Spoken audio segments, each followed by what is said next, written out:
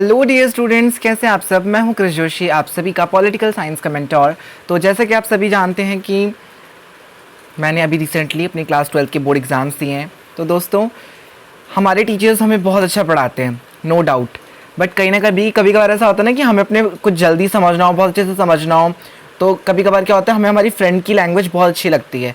तो मेरे को पढ़ाने का बड़ा शौक था, तो मैंने सोचा क्यों ना यार अपना एक यूट्यूब चैनल खोला जाए और आप सभी के साथ मैं आप सभी को पढ़ाऊँ। और जो मैंने बहुत अच्छे से मतलब पूरे साल भर अपने पिछले साल की जो मेरी जो स्ट्रैटेजी रही है कि मैंने कैसे पढ़ा है और मैं कैसे मतलब अपने आप को ढालता था पढ़ाई के समय पे, और कैसे मैं मतलब क्या क्या चीज़ें फॉलो करता था, तो वही सच मैं आप सभी को बताऊंगा।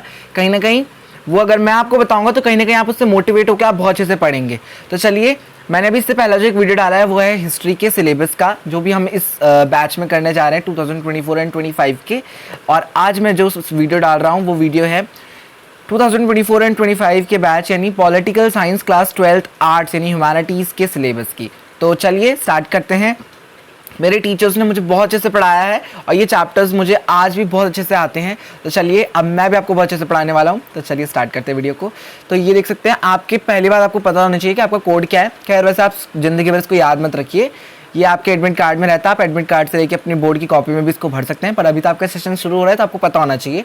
तो जो आपका कोड है वो है 028 एंड हिस्ट्री का याद रखिएगा 027। ओके, तो चलिए, ये मैं आपको सीबीएसई की मेन साइट से दिखाने जा रहा हूँ। इसमें 11th एंड 12th दोनों का सिलेबस है एंड हम इसी के अकॉर्डिंग अपने आप की जो प्रिपरेशंस है वो स्टार्ट करने जाएंगे। ठीक है, एंड चलिए चलिए ठीक है चलो।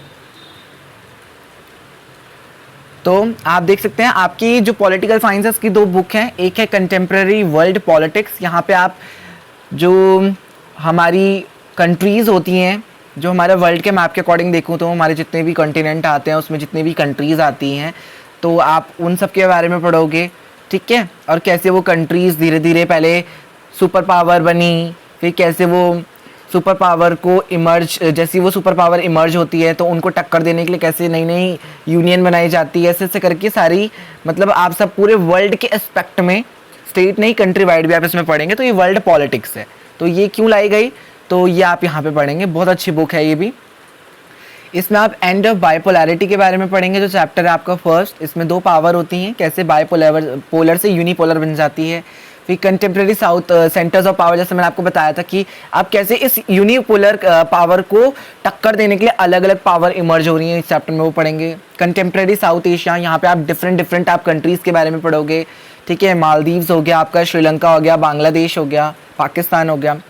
इंटरनेशनल ऑर्गेनाइजेशन, आप सभी को पता है जब कंट्रियां पावर में आती हैं तो धीरे धीरे कन्फ्लिक्ट चालू होते हैं, और इन्हीं लड़ाई झगड़े को रोकने के लिए यूएन बनाई गई थी, जिसको यूनाइटेड नेशन भी बोलते हैं, इंटरनेशनल ऑर्गेनाइजेशन भी बोलते हैं। ये क्या करती है, पीस को मेंटेन करने का काम करती है। ठीक है, security in the world politics, आप सभी को पता है कि जब हम लोग क्या करते हैं अपनी यूनियन बनाते हैं तो हमें डर रहता है कि भाई सामने वाला बंदा आके क्या कर दे, मेरे पे अटैक ना कर दे। तो यहाँ पे आप इंटरनल और एक्सटर्नल थ्रेट्स के बारे में पढ़ेंगे, तो बहुत अच्छा चैप्टर है ये भी। इन्वायरमेंट एंड नेचुरल रिसोर्सेज, अब भाई हम क्या कर रहे हैं, हम लोग अपने आप को डेवलप करने के लिए अपने नेचुरल जो रिसोर्सेज हैं उनको क्या कर रहे हैं, डिप्लीट करते जा रहे हैं। तो थोड़ी बहुत जो ये कॉमन चैप्टर है ये आप सभी को पता ही होता है, तो वही सब पढ़ेंगे। और इंडिया का इसमें क्या रोल रहा ये पढ़ेंगे, हम लोगों ने क्या क्या चीज़ें अपनाई, क्या क्या हमने ग्लोबल कॉमन्स अपनाए। ठीक है, G20 के बारे में पढ़ोगे आप यहाँ पर, सस्टेनेबल डेवलपमेंट, ये सारी चीज़ें। और ग्लोबलाइजेशन, आप सभी को पता है कि ये इसका मतलब क्या होता है कि एक इकॉनमी का दूसरी इकॉनमी से इंटीग्रल यानी जोड़ करना, तो वो ग्लोबलाइजेशन के अंदर आता है। अच्छा, मैं आपको बता दूं, पहली बुक जो होगी वो आपकी 40 मार्क्स की होगी, और जो आपकी दूसरी बुक होगी वो भी आपकी 40 मार्क्स की होगी। ठीक है, और आप सभी के देखिए यहाँ पे लिख रखा है कि जो एंड ऑफ बाइपोलैरिटी है वो 6 नंबर का है, सेंटर्स ऑफ पावर भी 6 नंबर का है, सारे चैप्टर आपके 6 नंबर है एक्सेप्ट द ग्लोबलाइजेशन। तो आप लोगों ने क्या करना है, ग्लोबलाइजेशन चैप्टर को कम प्रायोरिटी देते हुए इन ऊपर के 6 चैप्टर्स को अच्छे से पढ़ना है। ठीक है, अच्छा ठीक है। अब आता है जो मेरी सबसे फेवरेट बुक रही है, politics in India since independence. तो यहाँ पे आप इंडियन पॉलिटिक्स को पढ़ोगे, जिसमें आता है कि आपका जब देश आज़ाद होता है तो कैसे कैसे आपको चैलेंजेस फेस करने पड़ते हैं, पार्टीशन भी पढ़ोगे यहाँ पे। फिर यहाँ पे एरा वन पार्टी डोमिनेंस में आप कांग्रेस पार्टी के बारे में पढ़ोगे। फिर पॉलिटिक्स ऑफ प्लान डेवलपमेंट, यहाँ पे आपके 5 ईयर प्लान्स आ जाते हैं, नीति आयोग, ठीक है, सब कुछ इनके बारे में पढ़ोगे। फिर उसके बाद आता है आपका second next chapter India's external relations. तो इंडिया के क्या एक्सटर्नल रिलेशन थे, तो यहाँ पे आप पॉलिसी ऑफ नॉन अलाइनमेंट बहुत सारी चीज़ें पढ़ोगे, ठीक है। अब आता है challenges to and distortion of the Congress. तो यहाँ पे इंदिरा गांधी के बारे में आप बहुत अच्छे से पढ़ने वाले हो कि कैसे भाई बंदी हारती है फिर जीतती है, हारती है फिर जीतती है, और कैसे वो लास्ट में इतनी अच्छी जीतती है। तो यहाँ पे आप इंदिरा गांधी के बारे में पढ़ोगे, इंदिरा गांधी कैसे अपनी कांग्रेस को हारने के बाद भी जीत जाती है, ठीक है। और फिर आता है आपका the crisis of democratic order. जब इंदिरा गांधी प्राइम मिनिस्टर बन जाती हैं तो उसके बाद क्या करती हैं, वो क्या करती हैं, अपनी पावर का गलत फ़ायदा उठाती हैं यहाँ पर, और क्या कर देती है, इमरजेंसी लागू कर देती है। तो ये इमरजेंसी वाला चैप्टर है। फिर आता है रीजनल एस्पिरेशन, ये आपके जम्मू कश्मीर वाले मैटर से रिलेटेड है। तो यहाँ पे मेरा जो डिवाइस है उसका स्टोरेज भी बच चुका है, तो सॉरी उसके लिए। तो रीजनल एस्पिरेशन आप जम्मू कश्मीर वाला मैटर यहाँ पे पढ़ोगे, और बहुत सारी चीज़ें की स्टेट्स ऑटोनॉमी मांगने लग गई थी, सेपरेटिस्ट मूवमेंट होने लग गया था, तो ये सारी चीज़ें। और लास्ट जो चैप्टर है वो बहुत ही ज़्यादा इंपॉर्टेंट चैप्टर है इस बुक का, रीसेंट डेवलपमेंट इन पॉलिटिक्स, क्योंकि यहाँ पर आप ओबीसी के बारे में पढ़ेंगे, ठीक है, रिजर्वेशंस के बारे में क्या होता है, साथ ही साथ आप बाबरी मस्जिद के बारे में पढ़ेंगे, राम मंदिर अयोध्या का डिस्प्यूट जो बहुत ज़्यादा इंपॉर्टेंट है। इस साल इस चैप्टर से खैर कुछ नहीं आया, बट मे बी आपके बारे में 8 नंबर का क्वेश्चन बन जाए, क्योंकि आप देख सकते हैं 8 नंबर का है। तो यहाँ पे पॉलिटिकल में क्या होता है, जो लॉन्ग क्वेश्चन होते हैं वो 6 नंबर के आते हैं, 2 नंबर के शॉर्ट आते हैं, फिर 3 नंबर के भी शॉर्ट, 4 नंबर के शॉर्ट आते हैं, फिर 6 नंबर के लॉन्ग आते हैं। तो आपको उसी तरीके से अपनी प्रिपरेशन करनी है। तो यहाँ पे आप देखिए मार्क्स अलॉट कर रखे हैं इन्होंने कि challenges of nation building 6 marks का है, तो आप इसको ज़्यादा प्रायोरिटी दे सकते हैं। फिर 6 नंबर में आप देख सकते हैं एक्सटर्नल रिलेशन वाला चैप्टर है, और 6 नंबर में आपका रीजनल एस्पिरेशन वाला चैप्टर है, और 8 नंबर में आपका रीजनल डेवलपमेंट्स वाला, रीसेंट डेवलपमेंट वाला चैप्टर है। तो इन 4 चैप्टर को आप प्रायोरिटी दे सकते हैं। फिर बाद में आप ये one party dominance, Congress system वाले को और इमरजेंसी वाले चैप्टर को अपनी प्रायोरिटी दे सकते हैं। एंड उसके बाद जो लास्ट जो चैप्टर बचता है 2 नंबर का, वो उसका नाम है पॉलिटिक्स ऑफ प्लान डेवलपमेंट। यहाँ पे आप बॉम्बे प्लान के बारे में पूछ सकता है आपसे, नीति आयोग के बारे में पूछ सकता है, तो बहुत सारी चीज़ें यहाँ से पूछ सकता है। तो पढ़ना आपको इस चैप्टर को भी पूरी तरीके से है, बट जिसने स्टार्टिंग से पढ़ लिया उसके लिए बिल्कुल गुड लक है। बट अगर वो क्या करता है पूरे साल भर नहीं पढ़ता और लास्ट टाइम में वो डिपेंड रहता है, तो मैं यही कहूँगा कि आप वेटेज देख लो किस चैप्टर का ज़्यादा है, फिर आप उसी के अकॉर्डिंग अपनी प्रिपरेशन कर सकते हो, है ना। अब आप यहाँ पे एक चीज़ देख सकते हैं, आप इसको डाउनलोड भी कर सकते हैं, खैर आपको आपके ग्रुप में दिख जाएगा। तो आप एंड ऑफ बायोपोलरिटी में सोवियत सिस्टम के बारे में, डिसइंटीग्रेशन जो भी है, ये शॉक थेरेपी के बारे में, और इन सब के बारे में, ये रशियन स्टेट्स, तो ये सब आपको चैप्टर में जब मैं पढ़ाऊंगा उसी के अंदर मैं सब कुछ ये कवर करते चलूँगा। तो ये देखिए इस चैप्टर के अंदर आपको क्या क्या पढ़ना है वो मैं, आपकी दिक्कत नहीं है, वो मेरी हेडेक है, मेरे को आपको कैसे पढ़ाना है। तो बस आपने करना कुछ नहीं है, आपने बस मेरे को सपोर्ट करना है। तो ये देख सकते हैं ये आप सभी के ये चैप्टर के अंदर आपने क्या क्या पढ़ना है, बहुत सी चीज़ें बता रखी हैं, और इसी के बेस पे आपका बोर्ड का पेपर बनता है। बोर्ड कुछ हवा नहीं है, अगर आपकी तैयारी बिल्कुल बढ़िया है तो आप वो कर सकते हैं।